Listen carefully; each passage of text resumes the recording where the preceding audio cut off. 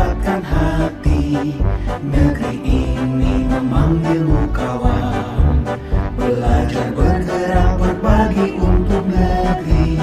Guru penggerak majukan pendidikan. Guru penggerak menghamba pada murid. Kreatif. Assalamualaikum Bu Pera. Waalaikumsalam Bu Helen. Bagaimana kabar hari ini Bu? Ibu sendiri bagaimana? Alhamdulillah baik juga Bu. Semoga kita selalu dalam keadaan sehat walafiat ya Bu. Amin. Baik Bu Pera, hari ini kita lakukan percakapan praobservasi ya Bu. Sebelum nanti saya akan mengamati jalannya proses pembelajaran yang Ibu lakukan di dalam kelas atau sebelum saya melakukan supervisi. Nah, adapun tujuannya dilakukan supervisi adalah untuk mengetahui dan juga mengevaluasi jalannya proses pembelajaran yang Ibu lakukan di dalam kelas. Nah, kenapa hari ini melakukan percakapan praobservasi Bu? Adalah sebagai persiapan awal kita sebelum nanti Ibu melakukan kegiatan pembelajaran agar nanti lebih siap dan Ibu juga dapat memberikan pembelajaran yang lebih baik kepada murid. Begitu ya Bu Pera? Iya. Di sini Bu ada beberapa pertanyaan yang akan saya sampaikan kepada Ibu Pera. Itu yang pertama mungkin berkaitan dengan tujuan pembelajaran ini. Jadi kira-kira apa tujuan pembelajaran yang ingin Ibu capai nantinya Bu? Iya Bu, kebetulan untuk materinya saya sekarang kan berada di materi statistika, yaitu subbabnya tabel distribusi frekuensi. Jadi tujuan pembelajaran yang ingin saya capai di sini yang pertama itu melalui diskusi kelompok dan latihan soal, siswa itu dapat menyajikan data tunggal ke dalam bentuk tabel distribusi frekuensi dengan baik dan benar. Yang kedua, melalui diskusi siswa dapat menyajikan data kelompok ke dalam tabel distribusi frekuensi dengan baik dan benar. Yang ketiga, melalui diskusi kelompok, siswa dapat mempresentasikan hasil diskusi, menyajikan data tunggal dan data kelompok ke dalam bentuk tabel distribusi frekuensi. Begitu Ibu, ada 3 tujuan pembelajaran yang ingin saya capai di tujuan pembelajaran kali ini. Baiklah Bu, jadi Ibu di sini ada materi statistika dengan 3 tujuan pembelajaran. Nah, Bu Pera, kalau saya tanya lagi, kalau tadi tujuan kan, kalau sekarang area pengembangan yang ingin Ibu capai.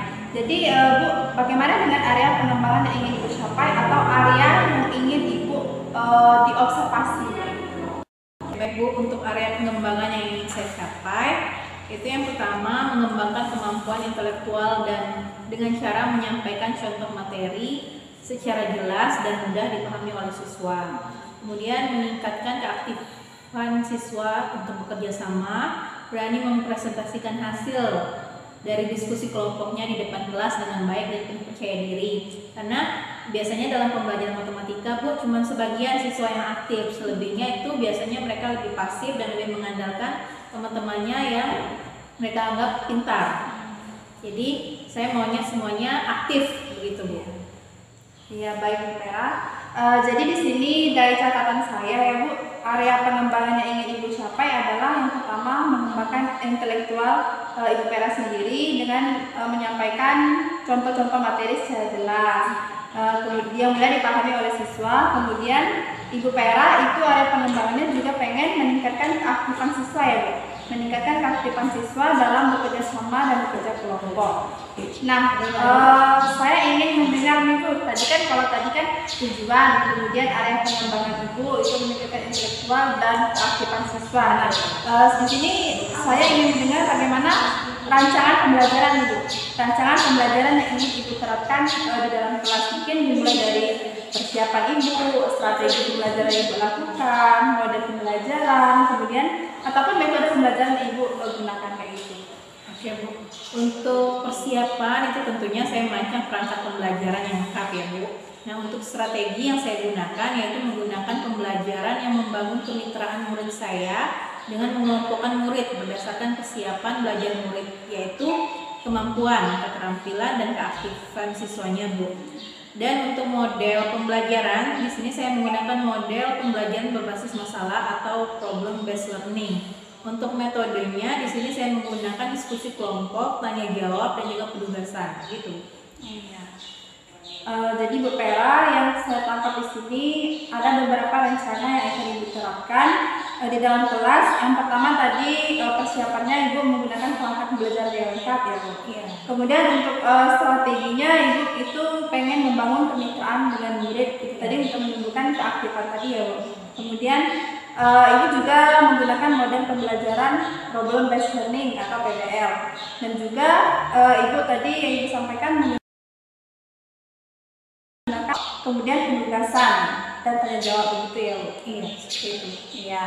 Nah, kalau tadi itu dari strategi, model, media, dan metode ya Bu. Nah, kalau misalnya bagaimana dengan media pembelajarannya Bu? Media pembelajaran yang akan Ibu pergunakan di dalam kelas.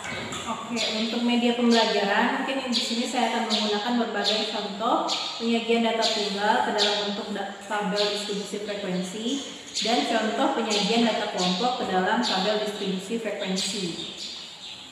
Kemudian ada juga saya nanti menggunakan KKPD atau lembar kerja peserta didik, kemudian ada bentuk dan juga laptop seperti itu.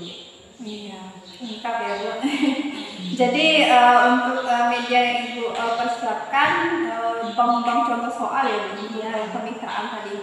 Untuk intelektual yang Ibu sampaikan tadi. Kemudian Ibu menyediakan LKPD atau lembar kerja siswa, dan Ibu di sini menyediakan PowerPoint dan juga alat perlengkapan lainnya seperti laptop ya Bu. Laptop itu sangat penting kalau misalnya kita ada media pembelajaran. Nah Bu, setelah harapannya nantinya yang Ibu lakukan di kelas kira-kira apa Bu? Untuk harapannya saya tentunya berharap siswa saya lebih aktif dalam berdiskusi, bekerja sama, mempresentasikan hasil kelompoknya. Jadi yang maju itu bukan anak yang itu saja, tapi semuanya berani dan percaya diri dalam mempresentasikan hasil diskusinya. Jadi siswa itu tidak pasif lagi, semua siswa aktif.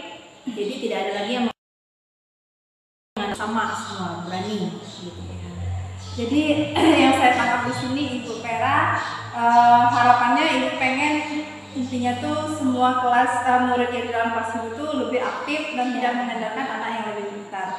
Nah Bu, rancangannya kalau menurut saya sudah sangat luar biasa. Nah kira-kira Bu, kapan itu kita akan melakukan kegiatan pembelajaran tersebut, di hari apa, kelas berapa, dan juga di jam berapa Bu? Oh, itu kebetulan besok saya ada jam di kelas 11 multimedia, itu ada 3 jam Bu. Jadi bisa dilakukan besok di kelas 12 multimedia. Oh iya. Baik Bu, jadi saya akan datang besok di hari Selasa berarti kan Bu. Kemudian kelas 12 multimedia dari jam 1 sampai ke 3. Oh, berarti jam pertama dari jam 1 sampai kelas 1 sampai ke 3. Di sini Bu, saya juga akan melihat dan mencatat hal-hal apa saja yang terjadi di dalam kelas nantinya sesuai dengan area pengembangan yang ingin Ibu diobservasi tadi. Baik Bu. Iya. Oke Bu Vera, nanti setelah kita melakukan kegiatan observasi atau pembelajaran dalam kelas, kita lakukan percakapan lagi yang terakhir ya Ibu, yaitu percakapan pasca observasi yang nantinya itu kita akan didampingi oleh pengajar praktek Ibu Yeti Hayani Ibu. Ya, sebelum diakhiri kira-kira dari percakapan singkat kita nih, apa yang Ibu dapatkan hari ini? Iya Bu, setelah percakapan ini mungkin saya mendapatkan gambaran strategi apa yang akan saya gunakan, model apa yang saya terapkan, media yang saya gunakan. Saya memiliki gambaran dari percakapan yang kita lakukan hari ini, mungkin gitu. Iya. Berarti besok tinggal eksekusi lagi ya Bu.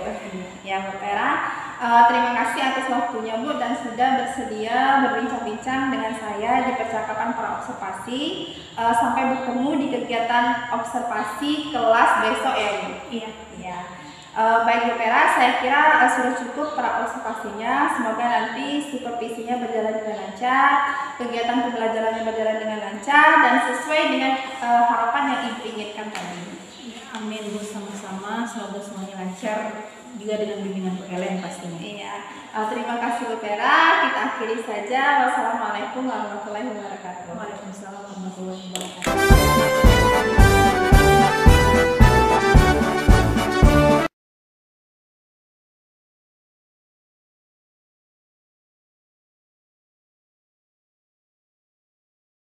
Assalamualaikum warahmatullahi wabarakatuh. Waalaikumsalam warahmatullahi wabarakatuh. Beri salam kepada Ibu.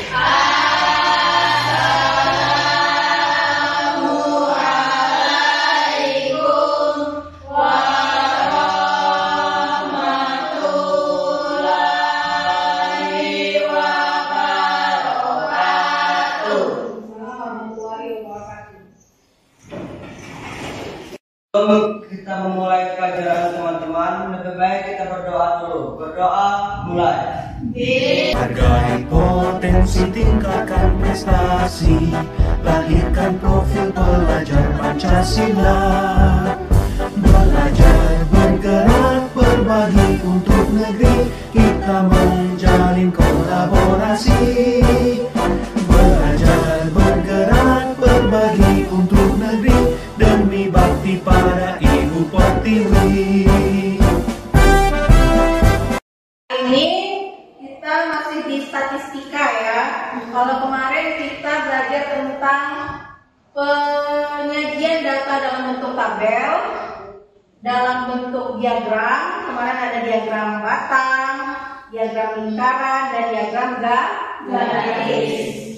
Hari ini kita menyajikan data, masih dalam penyajian data, tapi menyajikan data ke dalam tabel distribusi frekuensi.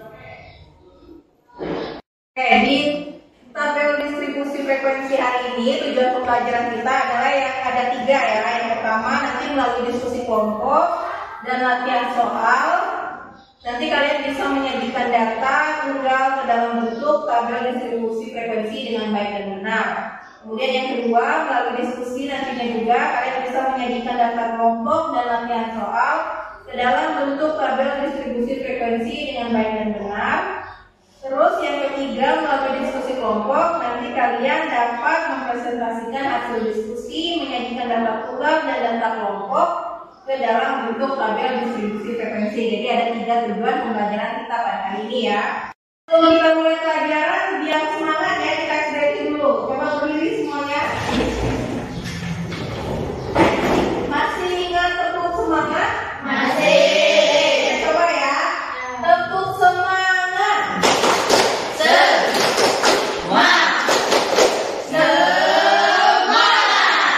Hargai potensi, tingkatkan prestasi, lahirkan profil pelajar Pancasila. Belajar, bergerak, berbagi untuk negeri, kita menjalin kolaborasi. Belajar, bergerak, berbagi untuk negeri, demi bakti pada. Soal buku ada di layar di depan juga ada. Di situ ada data nilai matematika kelas 12 SMK. Di situ ada berapa data, Nak? Coba hitung ada berapa data? 5. Oh, 5 banyak itu. Ini satu nilai. 2, 4 itu semua. 8. Oh, semuanya.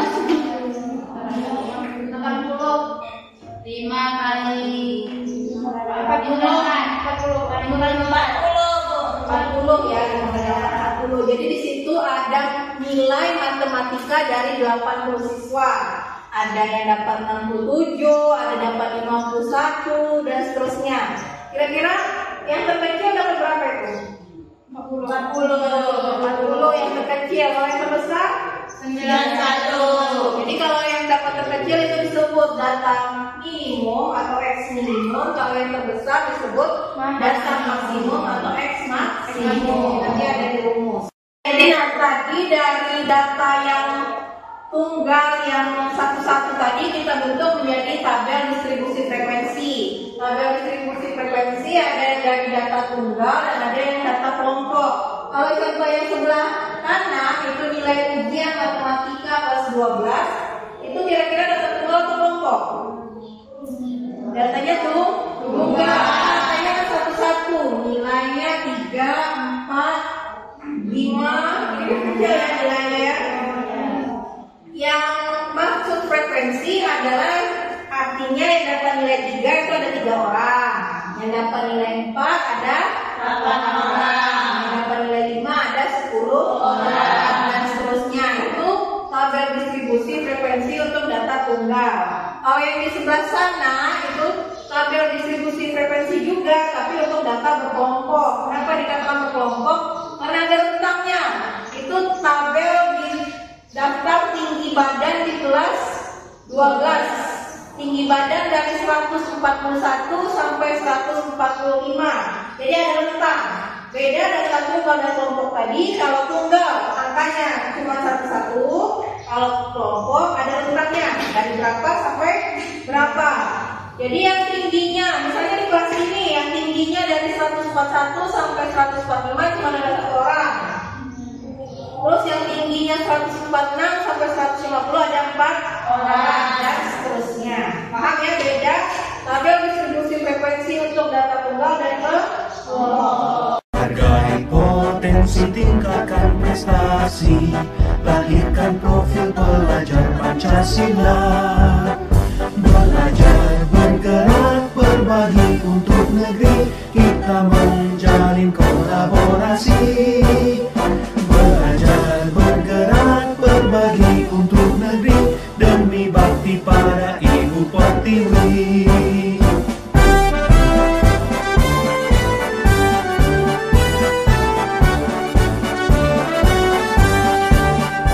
Assalamualaikum warahmatullahi wabarakatuh. Waalaikumsalam warahmatullahi wabarakatuh. Kami dari kelompok 3 akan memaparkan hasil diskusi kami tentang membuat tabel distribusi frekuensi data kelompok dari data harga beras. Pembelajaran, hargai potensi, tingkatkan prestasi, lahirkan profil pelajar Pancasila. Belajar, bergerak, berbagi untuk negeri, kita menjalin kolaborasi. Pelajaran kita hari ini tentang tabel distribusi frekuensi yang menyenangkan anak-anak. Apa yang kalian dapat hari ini kira-kira? Saya Bu, Ya Kak Tika. kami bisa membuat tabel distribusi frekuensi dari data yang disajikan. Ya, jadi kalian sudah bisa tadi menyusun tabel distribusi frekuensi dari data mentah yang disajikan. Apa ini yang didapat? Saya Bu, Ya, Dominiki. kami bisa membedakan tabel distribusi data tunggal dan tabel distribusi data kelompok. Ya, karena tadi di tabel distribusi kita ada dua jenis ya, ada tunggal dan kelompok. Jadi kalian sudah tahu bedanya apa. Selesai ya hari ini. Silakan ketua kelasnya boleh dipimpin untuk kita doa dulu. Sebelum kita mengakhiri pelajaran ini, lebih baik kita berdoa. Doa mulai. Hargai potensi, tingkatkan prestasi, lahirkan profil pelajar Pancasila. Belajar, bergerak, berbagi untuk negeri, kita menjalin kolaborasi.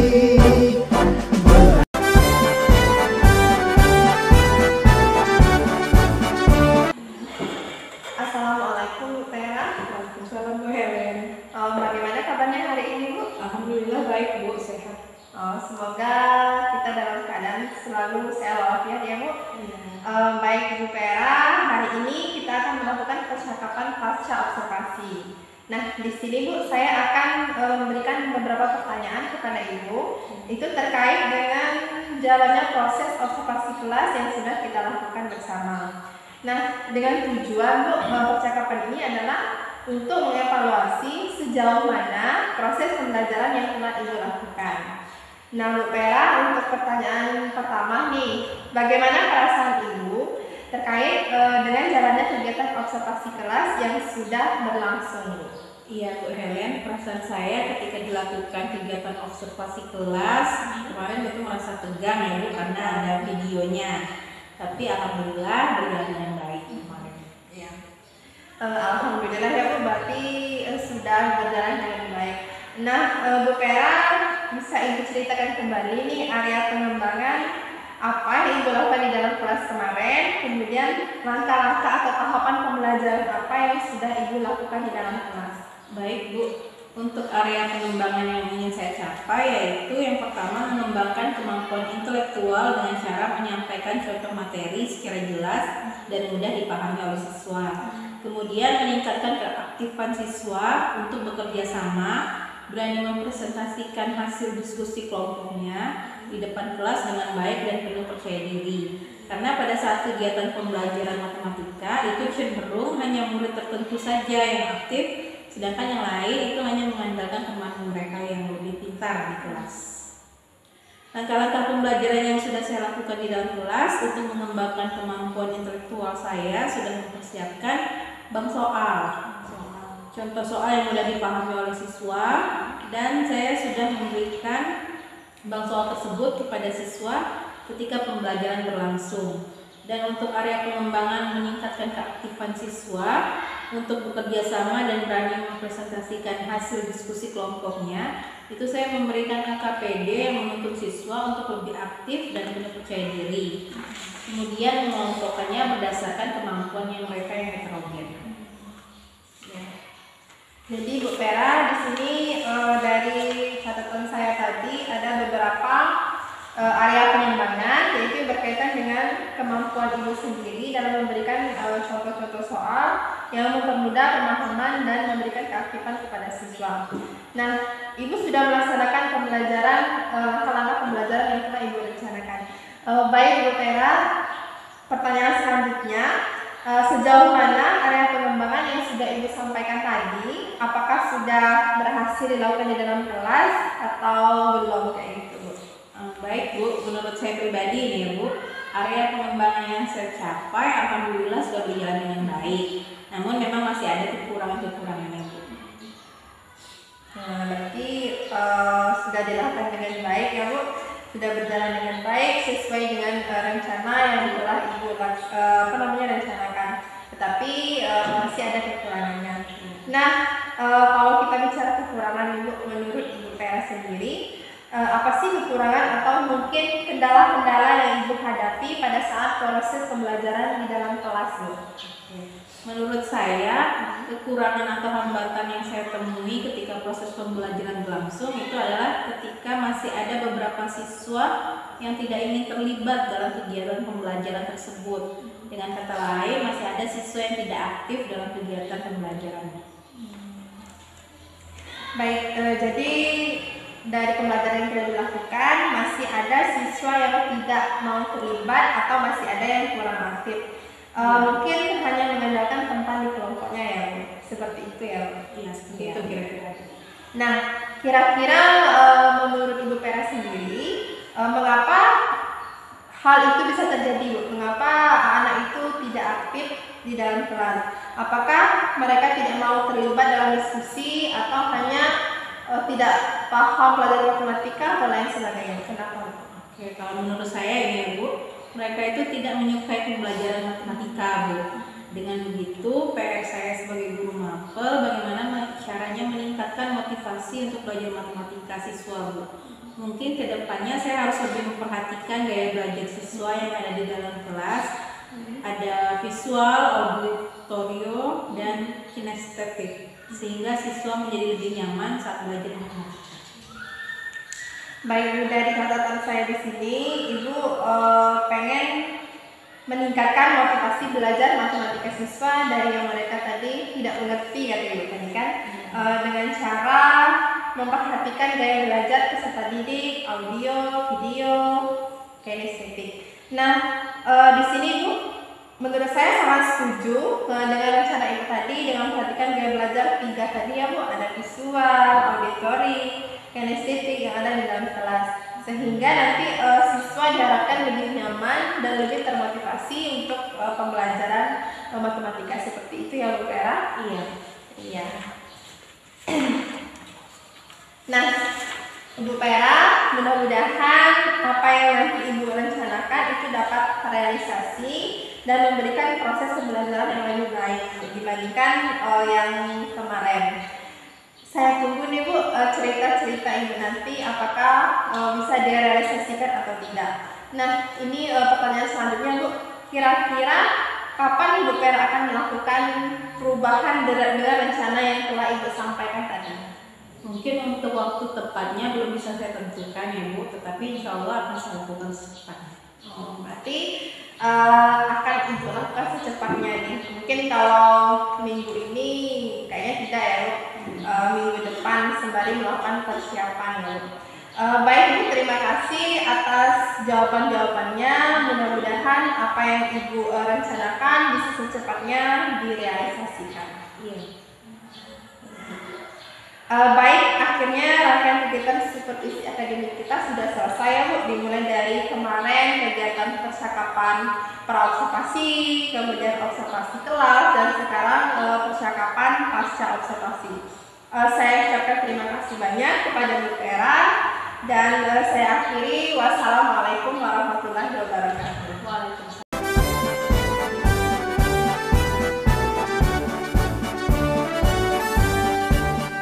Bulatkan tekad, kuatkan hati. Negeri ini memanggilmu kawan. Belajar bergerak berbagi untuk negeri. Guru penggerak majukan pendidikan. Guru penggerak menghamba para murid. Kreatif rancang pembelajaran. Hargai potensi, tingkatkan prestasi. Lahirkan profil pelajar Pancasila. Belajar bergerak berbagi untuk negeri. Kita menjalin kolaborasi.